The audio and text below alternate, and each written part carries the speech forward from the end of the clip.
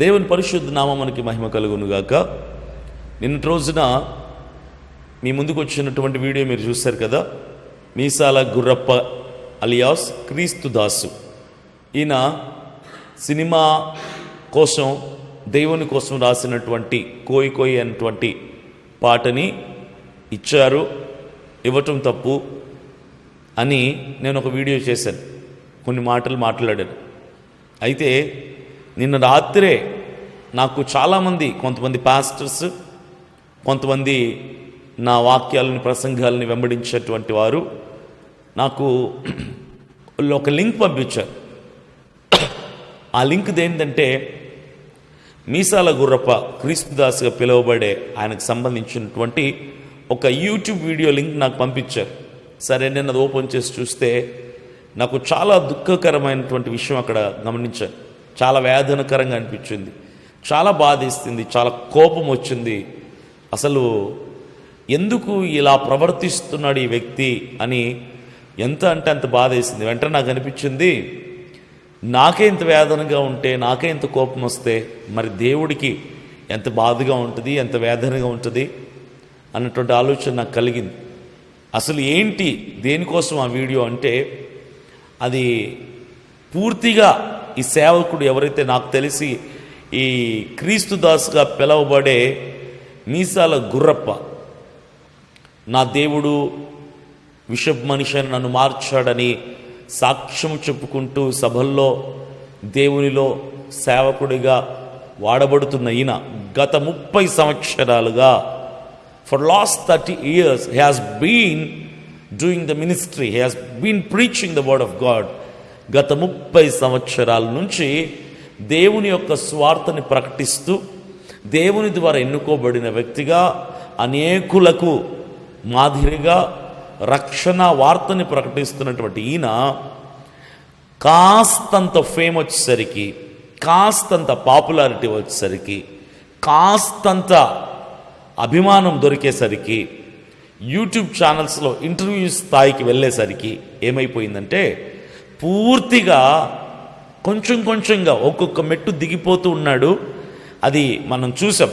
అయితే ఇప్పుడు ఏంటంటే, పూర్తిగా దేవుని సేవని, 30 సంవత్సరాలు చేసిన దేవుని సేవని పూర్తిగా విడిచిపెట్టేసి సినీ రంగంలో అడుగుపెట్టిన మీసాల గుర్రప్ప క్రీస్తు దాసు, క్రీస్తుకి దాసుడుగా నేనుంటాను అని దేవుని సన్నిధిలో ప్రమాణంగా ఈయన సేవలు అడుగుపెట్టిన ఇతను ఇప్పుడు ఆ క్రీస్తుని వదిలేసి క్రీస్తుకి దాసుడుగా ఉండటం ఇష్టం లేక పూర్తిగా సినిమా రంగంలో ప్రవేశాన్ని తీసుకున్నాడు.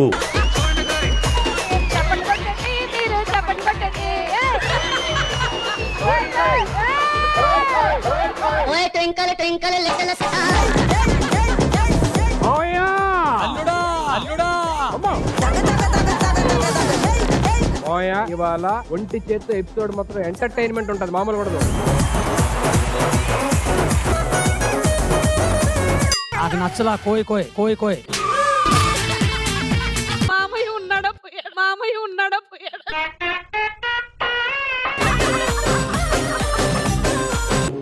సినీ రంగంలో అడుగు పెట్టాడు. కారణం ఏంటో తెలుసా? దేవుని కోసం రాశానని చెప్పుకునే కోయి కోయి కోడిని కోయి అనే పాట ఏదైతే ఉందో, ఆ పాటలో కోడిని కోయి అనే మాట ద్వారా ఆ పాటని ట్రోల్ చేశారు చాలామంది అన్యులు. అన్యులతో చేరిపోయి గంతులేసి, కుప్పి గంతులేసి ఉత్సాహంగా నాట్యమాడినప్పుడే సేవకులు ఇతన్ని గద్దుంచుంటే ఈరోజు ఈ నీచమైన స్థితికి దిగజారుండేవాడు కాదు.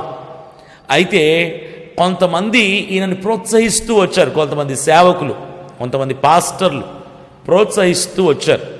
ఇంటర్వ్యూస్కి వెళ్ళినప్పుడు వేదిక మీద ఒక మాట, ఇంటర్వ్యూలో ఒక మాట, ఇంకొక ఇంటర్వ్యూలో ఒక మాట, రకరకాలుగా మాట్లాడుతూ వచ్చాడు ఈయన. ఆ విషయం అందరికీ తెలిసిందే. అయితే ఈయన ఇప్పుడు పూర్తిగా సినిమా రంగ ప్రవేశం చేశాడు. ఫ్యామిలీ స్టార్స్ అనేటువంటి ఏదో ఛానల్, టీవీ ఛానల్లో, ఈటీవీనో ఏదో అనుకుంటాను, ఆ ఛానల్లో ఫ్యామిలీ స్టార్స్, ఆ ఛానల్లో ఫ్యామిలీ స్టార్స్ అనే ప్రోగ్రాంలో ఈయన పార్టిసిపేట్ చేశాడు. అక్కడ ఏముంటాయి? అల్లరితో కూడిన ఆటపాటలు. అక్కడ ఎవరుంటారు? సినిమా స్టార్స్ ఉన్నారు, సీరియల్ నటులు ఉన్నారు, కమిడియన్స్ ఉన్నారు, జబర్దస్త్ వాళ్ళు ఉన్నారు. సుడిగాలి సుధీర్ అనే అతను యాంకరింగ్ చేస్తున్నాడు ఆ ప్రోగ్రాంలో. పూర్తిగా ఇతను వెళ్ళిపోయి అందులో లీనమైపోయాడు. 30 సంవత్సరాలు దేవుని కొరకు పనిచేసిన ఈయన పూర్తిగా అందులో కలిసిపోవటాన్ని బట్టి నాకు చాలా వేదనేసింది. రాత్రి ఆ వీడియో చూసిన తర్వాత దాదాపుగా 1.5 సేపు నేను ఆయన కోసమే ఎంత మర్చిపోదాం అనుకున్నా నాకు మరుపు రావట్లేదు. అదే జ్ఞాపకం వస్తుంది. ఒక మందు తాగు, అది నీ శరీరానికి నువ్వు చేసుకున్నటువంటి నష్టం, నీ వ్యక్తిగత పాపం. నువ్వు సిగరెట్ తాగు, పాన్పరాగులు తిను, వ్యభిచారం చేయి, ఏవైనా చేయదు, నీ వ్యక్తిగతంగా నువ్వు చేసుకున్న పాపం. కానీ వీటన్నిటికంటే భయంకరంగా నువ్వు చేసిన పాపం ఏంటో తెలుసా? ఇప్పుడు మీసాలు గుర్రప్ప గారు క్రీస్తు దాసుగా పిలవబడి ఇప్పుడు సినిమా దాసుగా మార్చబడిన గుర్రప్ప గారితో నేను మాట్లాడుతున్నాను. ఇప్పుడు మీరు చేసిన తప్పు పాపం ఏంటో తెలుసా? మీకు నష్టం చేకూర్చుకోవడం కాక లక్షలాది మంది హైందవుల దృష్టిలో మీరు ఒక మాదిరైపోయారు. సేవకుడే క్రీస్తుని, యేసయ్యని, బైబిల్ని వదిలిపెట్టేసి లోకంలో కలిసిపోయాడు, సినిమాల్లో చేరిపోయాడు అని ఒక ఎగ్జాంపుల్గా మిగిలిపోయారు. ఇప్పుడు మీరు హైందవులకి, క్రైస్తవేతరులకి, మతోన్మాదులకి మీరు అవకాశాన్ని ఇచ్చారు. క్రీస్తుని ఇంకా అవమానపరచటానికి, క్రీస్తు ప్రభువుల వారి నామముని ఇంకా దిగజార్చటానికి మీరు ఎగ్జాంపుల్గా మారిపోయారు. ఎందుకు ఇలా తయారైపోయారో నాకు అర్థం కావట్లేదు. దేవుని కోసం రాశారని చెప్పుకున్న పాటే కదా మిమ్మల్ని ఈరోజు ఇంత పాపులర్ చేసింది, ఇంత ఫేమ్ తీసుకొచ్చింది. దేవుడు పోనీలే పాపమని మీ సాక్ష్యమే కనుక నిజమే అయితే, నిజం అనుకుందాం కాసేపు, అది అబద్ధపు సాక్ష్యం అని నాకు తెలుసు. నాకు చాలామంది ఫోన్ చేశారు, అది అబద్ధపు సాక్ష్యం అని. మా దగ్గర రుజువులు ఉన్నాయి, మా దగ్గర ఆధారాలు ఉన్నాయి. వాడొక మోసగాడు, వాడొక దొంగ, వాడు దేవుణ్ణి అడ్డు పెట్టుకొని బ్రతుకు తెరువు కోసమే సేవకొచ్చాడు, వాడు దుర్మార్గుడు పాస్టర్ గారు. మా దగ్గర ఆధారాలు ఉన్నాయి. ఈ ఆధారాలను పట్టుకొని మీరు ఒక వీడియోని చేసి అతని సాక్ష్యం అబద్ధమని బహిర్గతం చేయండి, అతను ఎవరిని మీటింగ్స్కి పిలవద్దని చెప్పండి అని మాకు చాలామంది ఫోన్లు చేసి మీ ఆధారాలు మాకు వీడియోస్ పంపిస్తే మేమేమన్నాం తెలుసా? నా పని తీర్పు తీర్చడం కాదు. వాడబడుతున్నాడు సేవలో, వాడుకునేవాడు దేవుడు. మీటింగ్స్కి పిలవద్దు అని చెప్పడానికి నాకు అర్హత లేదు. ఈ సాక్ష్యం అబద్ధమని తీర్పు తీర్చడం నా పని కాదు. అది అబద్ధమే అయి ఉండొచ్చు, అతను దేవుని పేరిట మోసమే చేస్తుండొచ్చు, బ్రతుకు తెరువు కోసం బైబిల్ పట్టుండొచ్చు. కానీ అతని ద్వారా కూడా కొందరైనా క్రీస్తు ప్రభువులు వారి మార్గంలోకి వస్తున్నారు. ఆ సాక్ష్యం నిజమని నమ్మే వాళ్ళు కొందరైనా రక్షింపబడుతున్నారు. వాళ్ళని చెడగొట్టిన వాళ్ళమవుతాము. నా పని అది కాదు. ఆయన చేస్తుంది తప్పు అని చెప్పాను, సరి చేసుకోని చెప్పాను, అంతే తప్ప రుజువులు తీసుకొచ్చి, ఆధారాలు తీసుకొచ్చి ఆ సాక్ష్యం తప్పని నిరూపించి ఆయన మీటింగ్స్కి పిలవద్దని చెప్పి, సేవలో వాడబడద్దని చెప్పి, బైబిల్ పక్కన పెట్టమని చెప్పి ఆ పని నాది కాదు. ఆ శాపాన్ని, ఆ పాపాన్ని నేను చెయ్యను అని నాకు వచ్చిన ఫోన్లకి, నాకు ఫోన్ చేసిన వాళ్ళకి మేము క్లియర్గా స్పష్టంగా చెప్పాము. ఎన్ని ఆధారాలు వచ్చినా మేము ఆయన గురించి వ్యక్తిగత విషయాలు మేము మాట్లాడదలుచుకోలేదు. కానీ ఈరోజు ఎందుకు మాట్లాడుతున్నానంటే, క్రీస్తు దాసుని అని చెప్పుకున్న ఈయన అనేక ఇంటర్వ్యూస్లో బ్రతుకుట క్రీస్తు కొరకే, చావైతే లాభమే అని, పౌలు భక్తుడి వలె నేను బ్రతుకుతానని చెప్పుకున్నటువంటి ఈ మీసాల గుర్రప్ప క్రీస్తు దాసుగా పిలువబడే ఈయన ఈరోజు దేనికి దాసుడైపోయాడు తెలుసా? సినిమాకు దాసుడైపోయాడు. క్రీస్తుని విడిచిపెట్టిన దాసుడిగా మిగిలిపోయాడు. పూర్తిగా లోకంలో కలిసిపోయిన భ్రష్టుడిగా మిగిలిపోయాడు. దేవుని హృదయాన్ని ఇంత వేదనకు గురి చేశాడంటే సామాన్యమైనటువంటి పాపం కాదు ఇది, మామూలు పాపం కాదు. నువ్వు మందు కొట్టు, మోసం చేయి, వ్యభిచారం చేయి, దొంగతనం చేయి, గుట్కాలేసుకో, సిగరెట్ల ఏదైనా చేయి, అది నీ వ్యక్తిగత పాపంగా ఉండిపోతుంది. కానీ ఈరోజు మీసాల గుర్రప్ప మీరు చేసిన పని ఏంటో తెలుసా? అన్యజనుల ఎదుట దేవుని నామాన్ని అవమానపరుస్తున్నారు. చాలా తప్పు. సిగ్గుందా నీకు? మనిషివేనా నువ్వు? 30 సంవత్సరాలు చేసిన బోధ నీకు వ్యక్తిగతంగా ఏం బోధించిందయ్యా? బుద్ధి లేని మనిషి. సిగ్గు లేకుండా ఆ సినిమా ప్రోగ్రాంలోకి వెళ్ళిపోయి చిందులేస్తున్నావా? డాన్సులు ఆడుతున్నావా? ఆ సుడిగాలి సుధీర్ అతన్ని ఇన్వైట్ చేస్తూ మామయ్య అంటే ఇతను అల్లుడు అంటూ పలకరి సిగ్గులేని సేవకుడివి నువ్వు. నీ భవిష్యత్ అయిపోయింది ఈ రోజుతో. దేవుడు నీ సేవా జీవితపు యొక్క చరిత్ర పుస్తకాన్ని మూసేశాడు. నిన్ను భ్రష్టత్వానికి దేవుడు అప్పచెప్పేశాడు. పోనీలే పాపమని ఎక్కడో కొండల్లో, మారుమూల ప్రాంతములో, అడవిల్లో మాకు నాగరికత తెలియనటువంటి వారం మేము అని ఎంతో ఘనంగా దేవుడి గురించి చెప్పావు. నా దేవుడు నా విషయాన్ని తీసేశాడు, చచ్చిపోయేవాడిని బతికిచ్చాడు, నా దేవుడు నన్ను పైకి తీసుకొచ్చాడు, నన్ను ప్రజలకు పరిచయం చేశాడు, నా భాషని, నా యొక్క సంస్కృతిని ప్రజల్లోకి తీసుకొచ్చాడని ఎన్నోసార్లు నువ్వే నీ నోటితో చెప్పిన నువ్వు, దేవుడిచ్చినటువంటి ఆశీర్వాదం అని చెప్పుకున్న నువ్వు, ఇప్పుడు దేవుడిచ్చిన ఆశీర్వాదాన్ని ఏం చేసావో సినిమా కోసం వాడుకుంటావా? పోనీలే పాపమని దేవుడు కరుణ చూపి, కృప చూపి నిన్ను అందలమెక్కించాలని ప్రజల్లోనికి నిన్ను తీసుకుని వస్తే, ఘనముగా ఆశీర్వదిస్తే, ఆ పాపులారిటిని సినిమా కోసం వాడుకున్న నీచుడివి నువ్వు. మనిషివట నువ్వు అసలు. అన్యుల ముందు ఈరోజు నువ్వు దేవుని నామాన్ని అవమానపరుస్తావా? ఎంతమంది సేవకులు, కొత్తగా వచ్చే సేవకులు నువ్వు చూసి ఏం నేర్చుకుంటారు? ఇప్పుడు సేవ చేస్తూ కూడా సినిమాల్లోకి వెళ్ళొచ్చు అనే మార్గం నేర్పిస్తున్నావు నువ్వు. నేను ఒక సినిమావాణ్ణి, అభినయ్ దర్శన్ అనే నేను సినీ రంగంలో 5 సంవత్సరాలు సినిమా హీరోగా చేశాను, డైరెక్టర్గా చేశాను, మ్యూజిషియన్గా చేశాను, రచయితగా చేశాను, డైలాగ్ రైటర్గా చేశాను. ఇన్ని చేశాను సినిమా రంగంలో. హైదరాబాద్లో 5 సంవత్సరాల సినీ పరిశ్రమలో ఉన్నాను.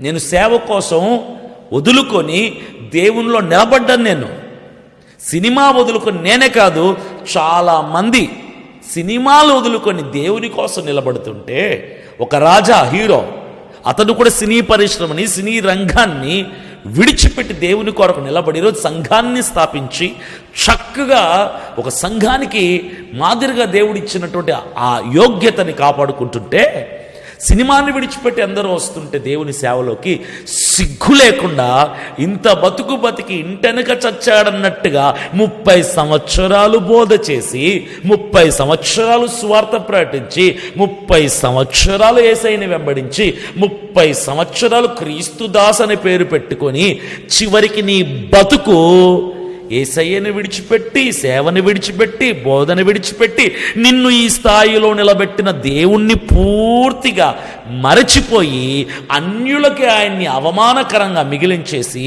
సుడిగాలి సుధీర్తో కలిసి చిందులేస్తావా? డాన్స్ లేస్తావా? మేకప్లు వేసుకొని కెమెరాల ముందు నిలబడతావా? ఎంటర్టైన్మెంట్కి వాల్యూ ఇస్తున్నావు నువ్వు. దేవుణ్ణి విడిచిపెట్టేసావు. ఎంటర్టైన్మెంట్ కావాలా? నీ బతుకేంటో తెలుసా? దేవుడు అవకాశం ఇచ్చి చూశాడు, నీకు హెచ్చించి చూశాడు, నిన్ను దీవించి చూశాడు. నువ్వు కాపాడుకోలేకపోయి నమ్మక ద్రోహివి, నువ్వు నమ్మక ద్రోహివి, కృతజ్ఞత హీనుడివి, విశ్వాస ఘాతకుడివి, నువ్వు విశ్వాసములను కుక్కవి నువ్వు.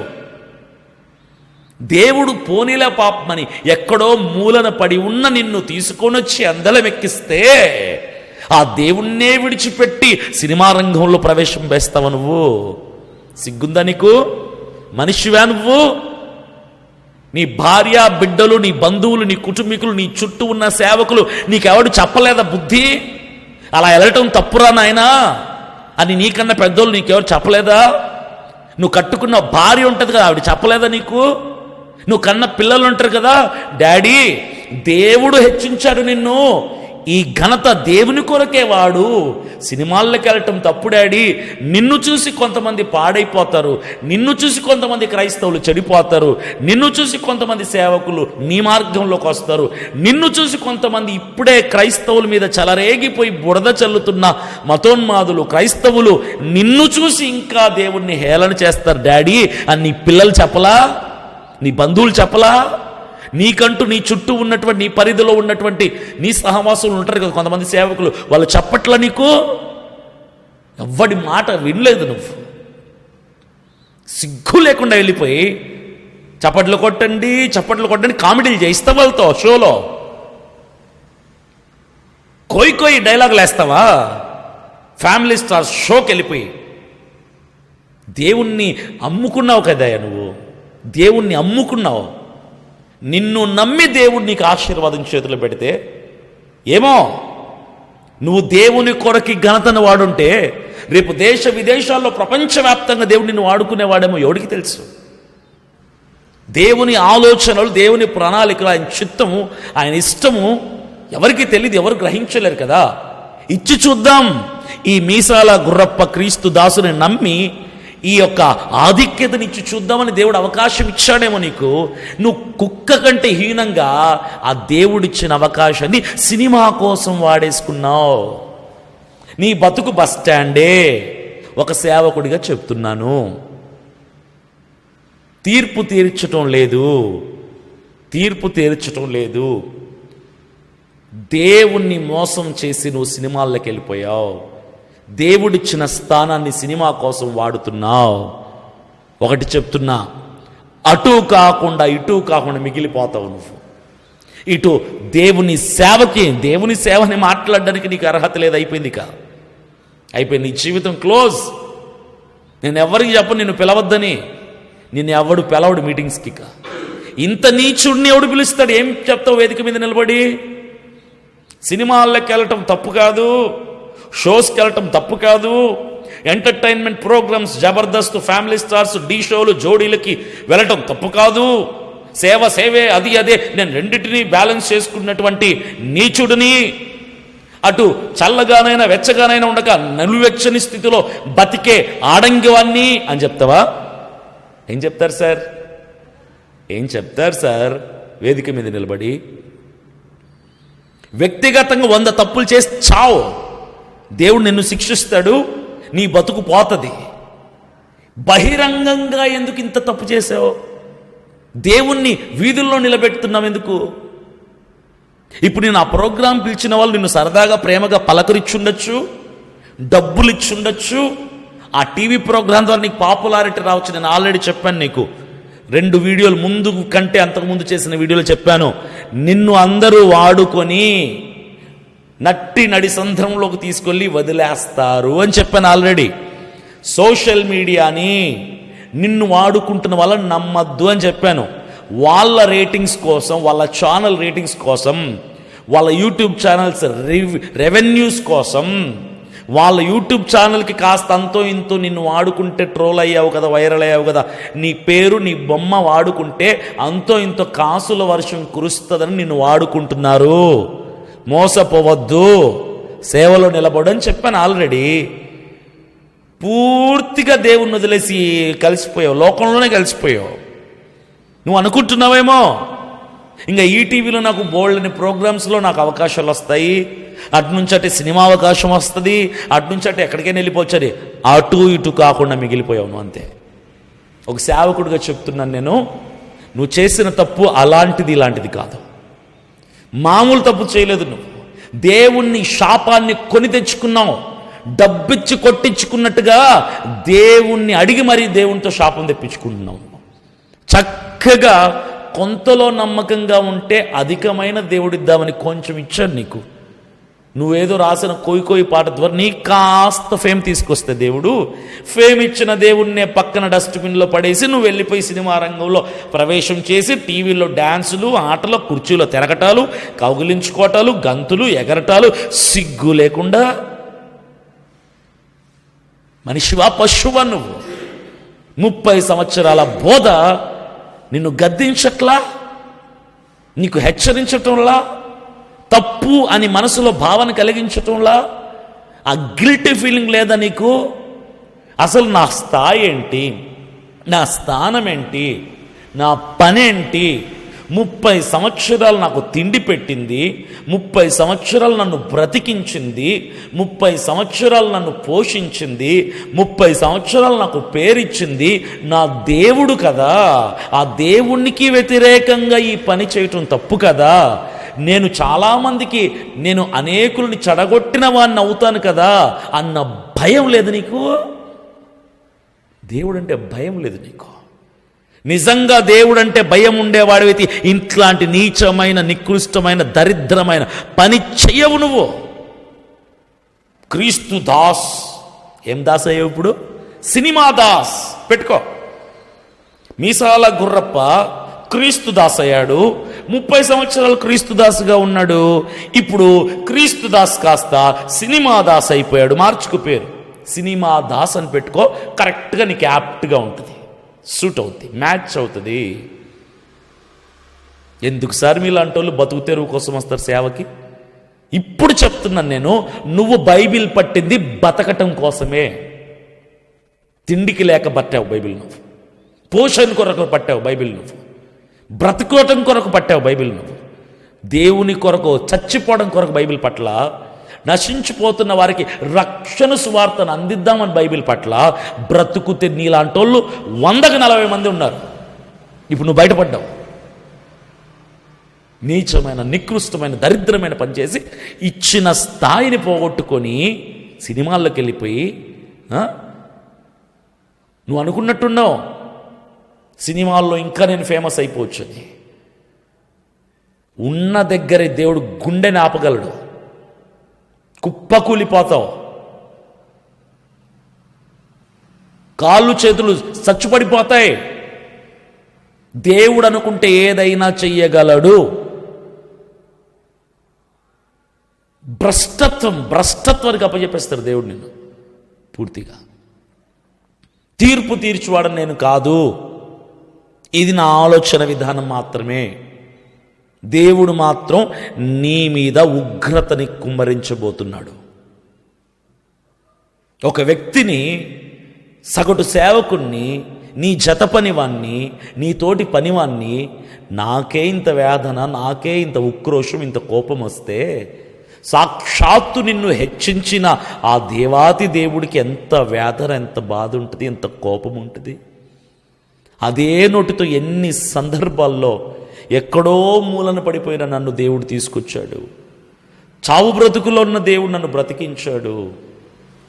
విషముతో నిండిపోయిన నన్ను దేవుడు విడుదల ఇచ్చాడు అని ఎన్నిసార్లు చెప్పిన అదే నోరు ఇప్పుడు ఫ్యామిలీ స్టార్స్ అనే టీవీ షోలోకి వెళ్ళి అక్కడ కూడా కోయి అనే మాటలు మాట్లాడి, చప్పట్లు కొట్టండి, మీరు చప్పట్లు కొట్టండి అనే దేవుని సభలో చప్పట్లు కొట్టిస్తూ నువ్వు పాడిన పాట అక్కడ ఎంటర్టైన్మెంట్గా, వ్యంగ్యంగా, హేళనగా, వెటకారంగా వాడతావా మాటని? సిగ్గులేదు నీకు? ఆ టీవీ షోలో నీతో పాటుగా పాల్గొన్న వాళ్ళకి ఎవ్వరికీ తెలియదు దేవుడు అంటే, యేసయ్య అంటే తెలీదు, బైబిల్ అంటే తెలీదు, వాక్యం అంటే తెలీదు, దేవుని కొరకు బ్రతకటం అంటే తెలీదు. అన్నీ తెలిసిన నువ్వు కూడా వాళ్ళతో కలిసిపోయావు.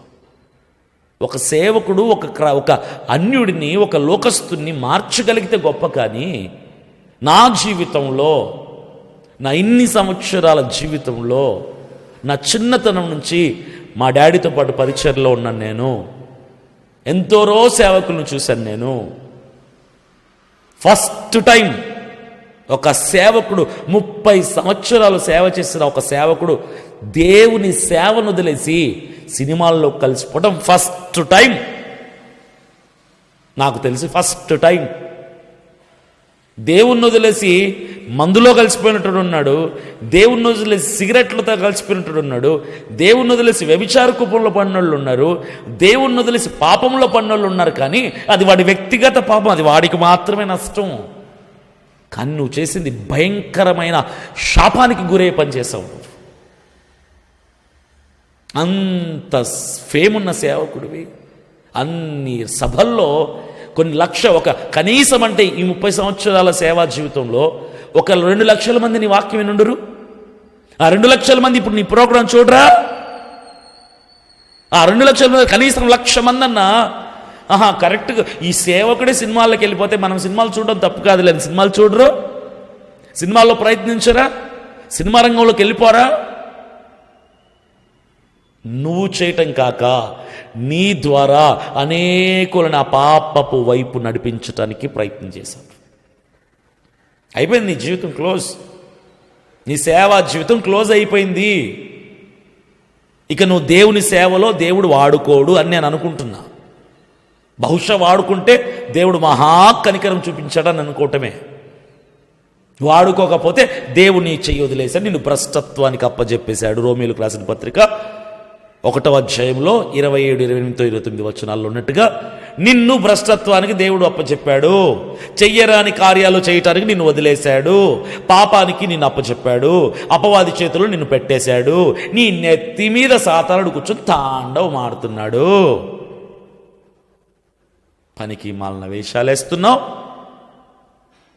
30 సంవత్సరాలు చేసిన సేవ, 30 సంవత్సరాలు ప్రకటించిన వాక్యం బోధ నీకు బోధించలేకపోయింది, నీకు బుద్ధి చెప్పలేకపోయిందంటే నువ్వు ఒక మహావేషగాడివి, మహా మోసగాడివి, బ్రతుకు తెరువు కోసం బైబిల్ పట్టుకున్న దుష్టుడివి. నువ్వు ఏం చెప్పుకుంటావు దేవుడికి సమాధానం? చచ్చి దేవుని ఎదుట నిలబడితే సినిమా వాళ్ళతో కలిసిపోతావా? సూటుకు బూటేసుకుని డాన్సులు ఆడతావు అక్కడ? ప్రజలారా, క్రైస్తవులారా, మరలా చెప్తున్నాను, ఈ మీసాల గుర్రప్ప క్రీస్తుదాసుగా మారాడు. 30 సంవత్సరాలు ఈ ప్లాట్ఫామ్లో ఉన్నాడు. ఇప్పుడు సినిమా దాసుగా మారిపోయాడు. ఈయనని దయచేసి ఎవరు కూడా మాదిరిగా తీసుకొని పాడైపోవద్దండి. అయితే దేవుని కోసం బ్రతకాలి లేదా దేవుని కోసం చావాలి. ఇది క్రైస్తవుడి యొక్క తీర్మానం, నిర్ణయం అయి ఉండాలి. కాస్తంత పాపులారిటీ, ఫేమ్ రాగానే దేవుణ్ణి విడిచిపెట్టి పోవడం మహా పాపం. ఎంత పాపం అంటే దేవుని శాపానికి గురి చేస్తుంది. ఈ పనికి మాలిన సేవకుడిని ఎవ్వరు కూడా ఎగ్జాంపుల్గా తీసుకోవద్దు. అతన్ని దేవుడు చూసుకుంటాడు, దేవుడు తీర్పు తీరుస్తాడు, దేవుడు లెక్క చూసుకుంటాడు, దేవునికి లెక్క అతను చెప్పుకుంటాడు. దయచేసి ఎవరు కూడా ఇతన్ని మాదిరిగా తీసుకోవద్దు. కొంతమంది సేవకులు ఈ మీసాల గుర్రప్పని గురించి అలా అనొద్దండి, ఆ సాక్ష్యం నిజం, అతను మంచోడు, అతను సేవకుడు అన్నాడు. ఇప్పుడేం మాట్లాడతారు? అతన్ని వెనకేసుకొచ్చిన వాళ్ళందరూ ఇప్పుడు వేసుకున్నాడు సార్ వెనక్క. చేయటం కరెక్టే, టీవీ ప్రోగ్రామ్స్ చేయొచ్చు, తప్పేమీ లేదు.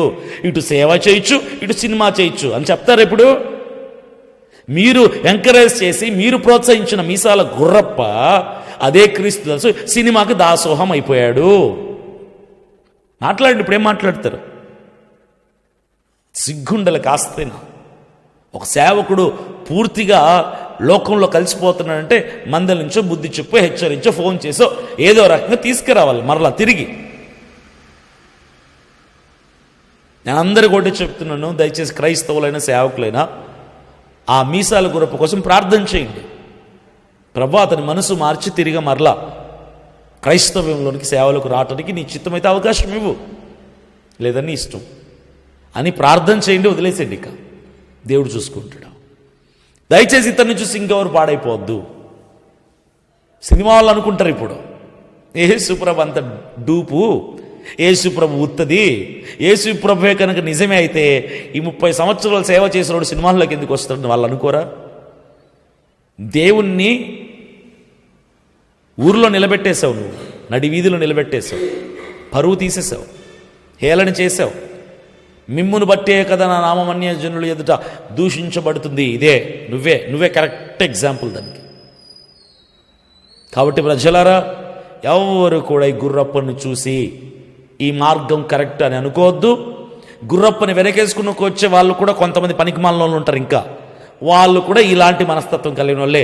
రేపటి రోజున వాళ్ళు కూడా యేసయ్యని వదిలిపెట్టేసి లోకంలో కలిసిపోతారని అర్థం. దయచేసి అర్థం చేసుకోండి.